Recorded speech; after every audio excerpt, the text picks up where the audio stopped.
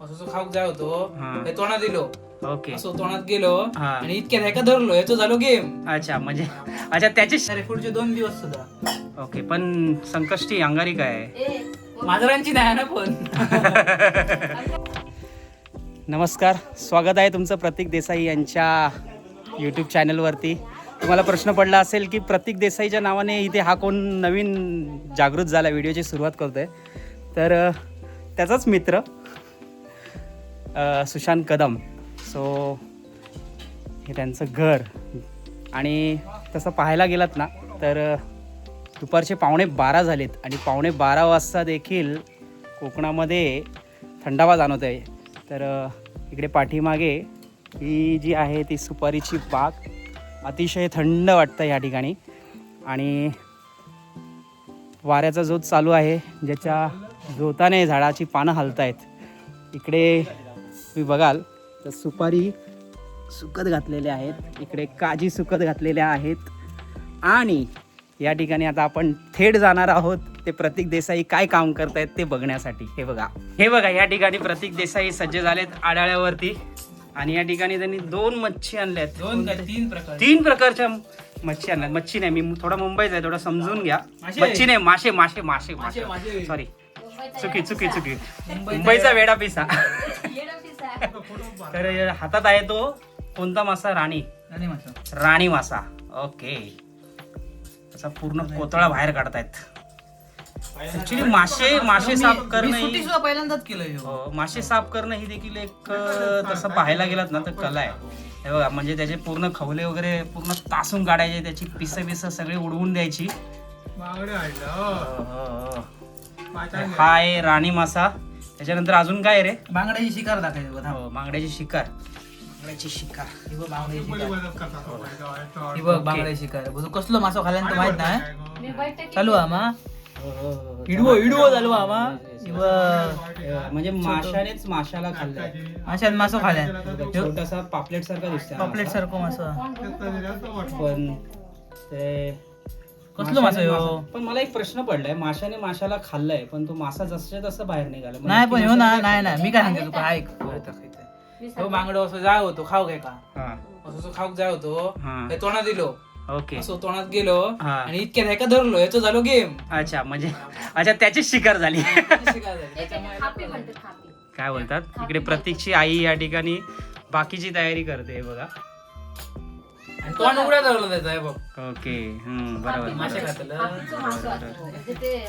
हे बघा असं मस्त बांगडे साफ कसे करतात ते बघा.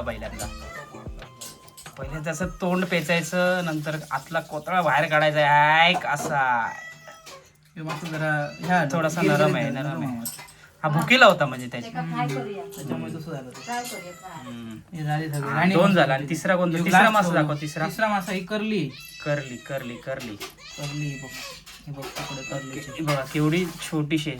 मला असं वाटतं ना ही करली खाण्यातच मजा आहे ना. करली तिरपी कापतात. हे बघा अशी क्रॉस कापली जाते. ही खरी ना हाडांसाठी चांगली असते ना करली, मुशी. 500 रुपये जोडी होती.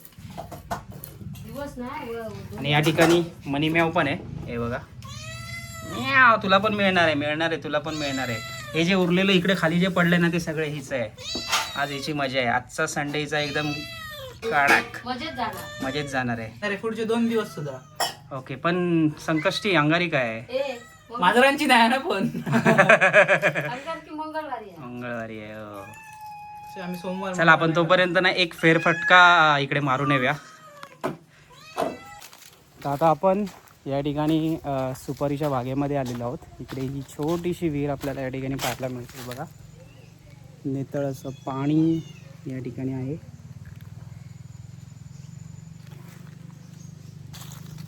कोकणामध्ये ना दुपारच्या वेळेस देखील थंडावा जाणवतो आपल्याला. तसं हे कोकण समृद्धीने निसर्गाने नटलेलं. तर इकडे वरती नारळाचं झाड आपल्याला पाहायला मिळतं आहे. इकडे पूर्णपणे सुपारीची बाग. क्या बात आहे. आणि ना ती सगळ्यात मोठी विहीर ती ह्या साईडलाच आहे मे बी. सो ती जरा बघून घेऊया चला. तर मुंबईला जी हिट मारते ना ती या ठिकाणी जाणवत नाही आहे. तेवढाच मोकळा श्वास घेता येतो आहे आणि मन मोकळं होतं आहे या ठिकाणी. आणि आता आपण पोचलो आहोत ते म्हणजेच या अवाढव्य अशा विहिरीच्या ठिकाणी.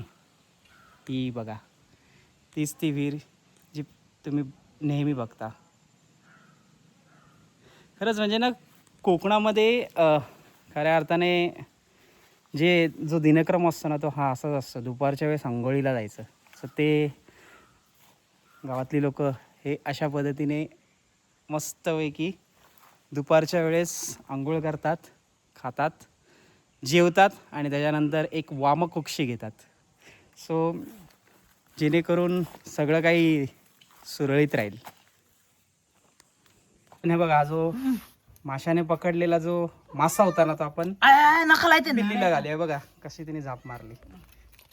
झाली याची मच्छी. काय बघ इकडे ब्लॅक पण आहे. काय का बघा, मला वाटतं अजून एक घालतोय आम्ही. माशांची तर मजा. आणि सगळ्यात महत्वाचं आहे बघा ना, मांजरीचं जे शेपूट आहे ना भक्कम आहे असं आहे बघा. ऐक नाक इकडे तांबडी देखील आहे बघा. आता मस्त मीठ वगैरे घातलंय.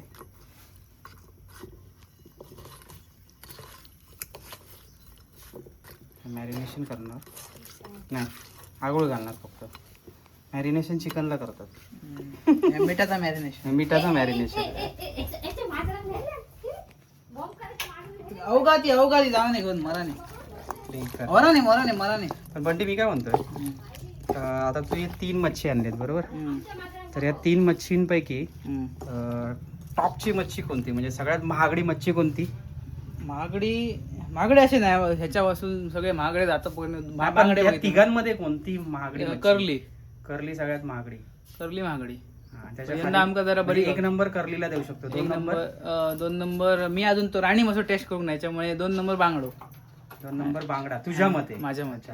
3 नंबर हे राणी मासो. अच्छा, तू तर आता लहान आहेस म्हणा, आईला विचारूया आपण त्याच्या की 3 मच्छी आणल्यात त्यांनी, म्हणजे 3 मासे आणलेत मालवणी. 3 मासे आणलेत आणि या 3 माशांपैकी टॉपची मच्छी कोणती त्या तिघांमध्ये? करली 1 नंबर. 2 नंबर राणी मासो, कारण की त्याने कधी राणी मासा खाल्ला नाही त्यामुळे. आणि 3 नंबर बांगडा. पण मग आता जर हे तर आपण प्राइसच्या म्हणजे किमतीच्या बाबतीत बोललो, पण जर सांगायचं झालं तर चवीच्या दृष्टिकोनातून आणि फायद्याच्या दृष्टिकोनातून आपल्या चवीच्या दृष्टिकोनातून करलीचा मासा चांगला. पण त्याच्यामध्ये काय सांगू शकता, काय फायदा मिळतो आपल्याला त्याच्यातून? फायदा म्हणजे काटेरी मासे खाल्ले की आपल्याला कॅल्शियम भेटतं. कॅल्शियम सगळ्यात महत्वाचं, जे हाडांसाठी गरजेचं आहे. म्हणजे जेव्हा वय वाढतं ना तेव्हा आपल्याला मग कळतं की आपली जी हाडं आहेत ती किती महत्वाची आहेत, कारण की वयात गेल्याच्या नंतर हाडांचा आजार जाणवतो आपल्याला. सो आतापासूनच जर आपण मच्छी खायला गेलो ना तर आपल्याला ते कळणार की मासे हे किती महत्वाचे असतात ते. तर करली सांगितली. 2 नंबर राणी मासा. राणी माशामध्ये जर आपण बोलायचं झालं तर मग राणी माशामध्ये देखील काय फायदा मिळतो आपल्याला? फायदा ते काय मला माहिती नाही, पण चवीसाठी चांगला आहे. मग त्याच्यामध्ये जास्त काटे असतात की जास्त मांस? नाही, काटे नाही जास्त काटे नसतात. काटे नाही जास्त, म्हणजे मांस जास्त असतं, पण चवीला पण चांगलं लागतं. बांगडा तर तुम्हाला सगळ्यांनाच माहिती बांगडा काय असतं. पण हे एक वैशिष्ट्य आहे माशांचं. म्हणजे मासे आपण म्हणतो की नुसते खाल्ले पाहिजे, तर नुसते खाल्ले नाही पाहिजे, तर त्यांचं देखील महत्व आहे की मासे हे किती आपल्या शरीरासाठी महत्वाचे असतात ते. म्हणून कोकणातली माणसं ही हाडाने मजबूत असतात आणि ते सतत त्यांच्या जेवणामध्ये मासे हा प्रकार असतो किंवा हा पदार्थ असतो. ठीक आहे, आपण पुन्हा मम्मी काढले 2-3 पीस करलीचे काढले. आता इथे पूर्ण म्हणजे कसं आहे, कढी आणि फ्राय, या दोघांचं इथे डिवायडेशन झालंय. याची कढी आणि हे फ्राय केले जाणार इथे. पण फ्राय साठी देखील बांगडा पण आहे, राणी मासा पण आहे आणि करली पण आहे. आणि इकडे देखील तसंच कॉम्बिनेशन आहे. कोणाला नाराज नाही करायचं, एकाला कढीतून खायचं, एकाला फ्राय करून खायचं, म्हणजे कोणता मासा नाराज आवडणार नाही, कोणाला आवडत नाही. म्हणजे आमच्याकडे पाहुणा दुर्वेश ते का कढीतला आवडणार नाही, तो फ्रायच खातो. अच्छा, म्हणजे माणसांची पण आवड निवड जोपासावी लागते. करेक्ट. आणि इथे आपण माशांची पण आवड निवड जोपासली बघा. आज यांची पण मजा अरे झाली. ह्यांका फसवल्यान मध्ये ते ओंकाराच्या बोकल्यान मोठलं आमचं घेऊन गेलो अवघांचं पूर्ण. असं नाही, मला नाही घेऊन जाणार. अरे पण त्यांना जरा तरी घालू व्हायचं ना. घातलं आमचं घातलं घातलं ना. या पाणी घाल मला हातील माझ्या. सो इथे बघा ना, कौलारू घराचा किती मोठा फायदा असतो. इथे ही काच लावलेली असते आणि इथे छानपैकी असा उजेड येतो की जेणेकरून आपल्याला लाईटची गरज नाही आणि हवा पण येते. आणि हवा पण नाम येते. लिहावर दुर्वेश आहे. आणि मगाचपासून जी चर्चा चालू होती ती ह्या व्यक्तीची चालू होती, त्या मुलाची चालू होती की ज्याला तुम्हाला कोण काय आवडतं ते. ते कढीतलं खाणे नाही मासो ती मा कढीतलं मासो खाणे नाही मध्ये बघले असं असतं. चला तर आता या ठिकाणी कढीसाठी लागणारं जे नारळ आहे ना ते देखील इथे सोलला होतो बघा. इकडे बघा, डायरेक्ट झाडाचं जे अख्खा नारळ असतो तो आपण या ठिकाणी काढला आहे आणि तो पूर्णपणे असा सोलला जातो.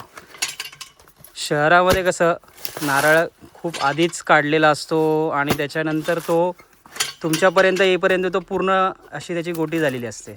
पण ह्या नारळाचं बघा, ताजा ताजा नारळ या ठिकाणी सोलला जातो आणि त्याच्यानंतर तो माशाच्या कढीसाठी वापरला जातो. तर त्याच्यासाठीचं जे हे बघाल तुम्ही, हे बघा, नारळ सोलण्याचं देखील एक हत्यार या ठिकाणी आहे. सुळको म्हणतात. सुळको बोलतात त्याला. सुळको सुळको सुळको ॲक ॲक. आणि हे जे तुम्ही बघताय ना ह्याच्यामध्ये जास्त एफर्ट्स नाही लागत. फक्त एकदा नारळाला त्याच्यावरती आपटायचं आणि मग हे जे हँडल आहे ते ओढल्याच्या नंतर आपोआप ती किशी पूर्णपणे बाहेर येते. म्हणजे हो एका जास्त आता वेळ घेतात जास्त हां, कारण किशी थोडीशी जास्त आहे ना त्यामुळे. हां, त्यामुळे झालंय ते.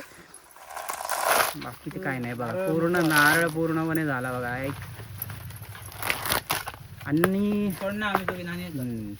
आणि दुसरी गोष्ट म्हणजे ना हे जे आहे ना आपलं नारळाचे फायदे, एकही गोष्ट नारळाची वाया जात नाही, लक्षात घ्या.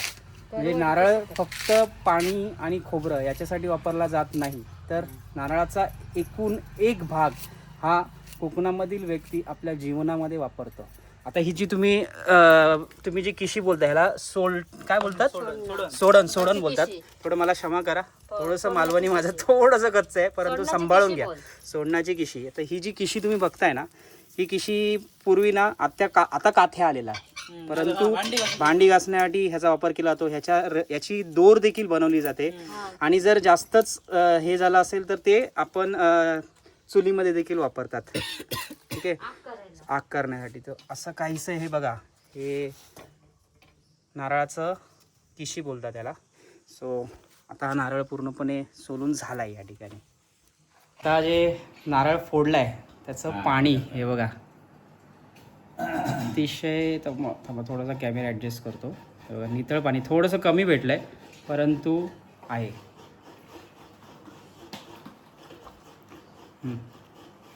गोड. कोकणातली माणसं जशी साधीभोळी आणि गोड असतात ना, तसंच हे नारळाचं पाणी देखील गोड आहे. हां, आता बरोबर आहे. आता नारळाचं पाणी तर पिऊन झालं. आता आपण नारळ किसतायत त्याच्याकडे थोडंसं लक्ष देऊया.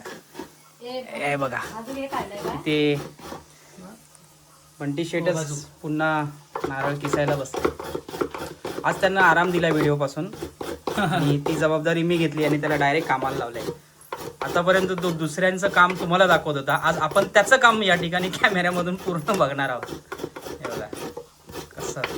आणि पहिली गोष्ट ना, मी थोडंसं मुंबई आणि शहराशी थोडंसं का कम्पेअर करतोय, कारण की मी मुंबईमधलं लाईफ बघितलं आणि जे आज एक दिवसासाठी मी कोकणात आलो आहे, तर एक दिवस कोकणामधील जो दिनक्रम आहे तो कसा असतो ना, तो थोडासा बघण्यात एक वेगळीच मजा आहे.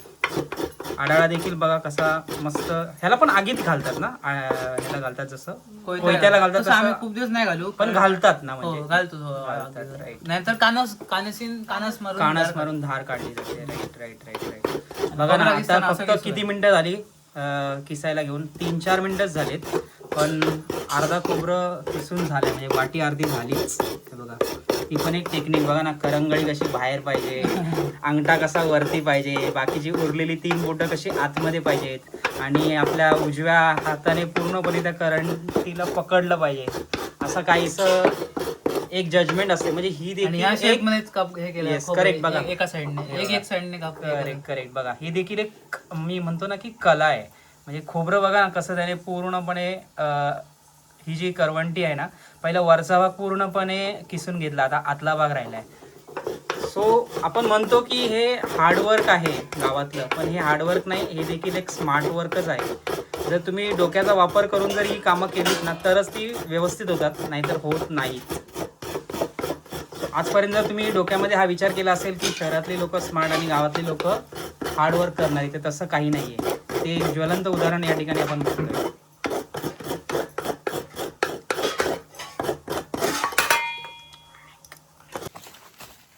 तर माशाची वगैरे सगळी तयारी तिथे घरी झालेली आहे आणि आता आपण आलो आहोत ते म्हणजेच व्हाळाच्या ठिकाणी. हे बघा इकडे छानपैकी व्हाळ आपल्याला पाहायला मिळतो आहे. हां, ती गोष्ट आहे की सध्या पाणी कमी आहे, परंतु जर तुम्ही मला प्रश्न विचाराल ना की तू असं का बोलतो आहेस, जरी पाणी कमी असलं तरी सावली आणि थंडावा तो या ठिकाणी जाणवतो आहे, उन्हाळ्याच्या दिवसात आणि दुपारच्या 12:30 वाजता देखील. सो ते सुख या ठिकाणी अनुभवायला मिळते. आणि हो, दुसरी गोष्ट म्हणजे पाणी जरी वाहत असलं ना तरी ते एकदम संथ वाहत आहे. हे बघा, नितळ, संथ आणि पूर्णपणे इंग्रजी भाषेत सांगायचं झालं तर ट्रान्सपरंट आहे. म्हणजे आतले जे खडक आहेत ते देखील आपल्याला या ठिकाणी पाहायला मिळत आहेत. सो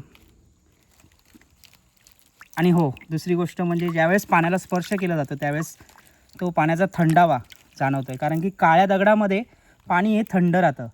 सो ते आपल्याला या ठिकाणी अनुभवायला मिळतं आहे. खूप छान. हे बघा ना, पाण्याचा तो खळखळता आवाज ज्यावेळेस हाताने आपण असं करतो त्यावेळेस ते सगळं काही अनुभव पावसाळ्यात पाहायला मिळतो. तो तुम्हाला नक्कीच या चॅनलवरती ज्यावेळेस पावसाळा सुरू होईल त्यावेळेस तुम्हाला नक्की पाहायला मिळेल. चला आता आपण हा छोटासा व्हाळ आपण तर मालवणी ब्लॉग मध्ये मराठी भाषा आलेली आहे, एकदम प्युअर आणि क्लीन एकदम. वेडा पिसा चॅनलचे करता धरता सुशांत कदम आपल्या चॅनलमध्ये खूप खूप त्यांचं स्वागत असा. आणि मस्त मस्त व्हिडिओ करता, जाऊन व्हिडिओ बघा, चॅनलला सबस्क्राईब करा, इज्जत द्या भाऊक. आणि आज जरा आम्ही बांगडे करूची रेसिपी स्टार्ट केली, म्हणजे माका ब्लॉग करूचा नाही होतो, पण भाई इले म्हणायला लागले ब्लॉग करूया. आणि हो, मी पहिल्यांदा ना असं एकदम सडनली म्हणजे खूप दिवसांनंतर कॅमेरा हातात घेतला आणि डायरेक्ट इंट्रो स्टार्ट केला. सो एक वेगळीच मजा आहे या लाईफमधली. जसं हा डेली व्लॉगिंग करतो आहे आणि कोकणातलं जे कोकणाची जी लाईफस्टाईल आहे ती दाखवतो आहे. सो तो अनुभव मी आत्ता ह्या व्हिडिओमध्ये घेतो आहे खऱ्या अर्थाने. म्हणजे मी आज तसं पाहायला गेलं तर मला एकच दिवस झाला आहे, अजून एक दिवस पूर्ण नाही झाला आहे, पण म्हटलं की जो एक दिवस आहे तो अनुभवता एक दिवसाचा घेऊया कोकणातला. आणि तो व्हिडिओ ऑन केल्याच्या नंतर मला खऱ्या अर्थाने जाणवायला लागला की अरे हा खरंच मजा आहे कोकणातलं हे दिनक्रम जगण्याची. सो आता आम्ही ना खऱ्या अर्थाने सुपारीच्या बागेमध्ये आलेलो आहोत. आता सुपारीच्या बागेमध्ये आपण आलेलो आहोत आणि मगाशी जसं आपण ओहोळ बघितला तिथे जी शांतता, जो थंडावा जाणवत होता तोच आम्हाला या ठिकाणी देखील सुपारीच्या बागेमध्ये जाणवतो आहे. एक्सायटेडली बोलतो आहे ना, ते ज्यावेळेस तुम्ही मुंबईमध्ये राहाल आणि मुंबईमध्ये राहताना त्याच्यानंतर तुम्हाला ह्या सगळ्या गोष्टींची ना तुम्हाला क्युरिओसिटी राहते, जाणवते की नाही हे सगळं पाहिजे. जनावर जसं पिंजऱ्यातून बाहेर सुटतं आणि ढोरा जशी सुटतात आणि ती जी एक्सायटेड होऊन तो जो क्षण आहे तो अनुभवतात ना, तसं तो एक दिवसाचा क्षण मी या ठिकाणी अनुभवतोय. सो थोडी मजा करूया आपण या निसर्गामध्ये देखील. मस्त की भातले खडी दया काढ, मस्त मासो काढायला बघूया. ओळू नको त्याच्या मायला, सगळे जास्त ते करली आहोत आणि 2च बांगडे आहेत त्याच्यात. मासे सगळे भाजले 3 प्रकारचे, बांगड्या, राणी मासो आणि करली. यावा झोक झोक झोक झोक झोक वसू वसू वसू वसू. मस्तपैकी कढी काही चोकोदार. दुर्वेश काय सांगू मस्त भाई, आपले खाणत नाही, भाजलेलं बांगडा खातात फक्त, माशीत ह्याच्यात कढीयातलं खाणत नाही. जेव्हा या जेव घ्या. तर ही 1 दिवसाची जी कोकणातली माझी ट्रिप आहे ना ती या ठिकाणी संपली. आता संध्याकाळचे 7 वाजलेत आणि आता आपल्याला परतीच्या प्रवासाला निघायचं आहे. खरंच खूप एक दिवस जो घालवला ना तो असा वाटला की मी आठवडाभर थांबलोय कोकणामध्ये. लिटरली तेच ते सुख आपल्याला कोकणामध्ये अनुभवायला मिळतं. म्हणजे जिथे भले कमी दिवस आपण येतो परंतु आपल्याला ते असं वाटतं की आपण भरपूर दिवस राहून गेलोय. सो असं ते स्वर्गीय सुख या ठिकाणी या 1 दिवसाच्या कोकणाच्या ट्रिपमध्ये मी प्रतीक देसाई यांच्यासोबत घालवलं. सो बघा हा छोटासा प्रयत्न, हे छोटेसे क्षण जे कोकणामध्ये घालवलेत ते या व्हिडिओच्या माध्यमातून तुमच्या बरोबर शेअर केलेत. ते तुम्हाला कसे वाटले ते नक्की कमेंटमध्ये कळवा आम्हाला, की जेणेकरून आम्हाला देखील एक मोटिवेशन मिळेल आणि आम्हाला देखील असे नवीन नवीन कोकणातले जे क्षण असतात ते तुमच्यापर्यंत या चॅनलच्या माध्यमातून पोहोचवता येतील. आणि चॅनलवरती नवीन असाल तर नक्की चॅनलला सबस्क्राईब करा, जेणेकरून आम्ही तुम्हाला कुठेच नाराज करणार नाही. चला पुन्हा भेटूया अशाच एका नवीन व्हिडिओसह. तोपर्यंत बाय बाय.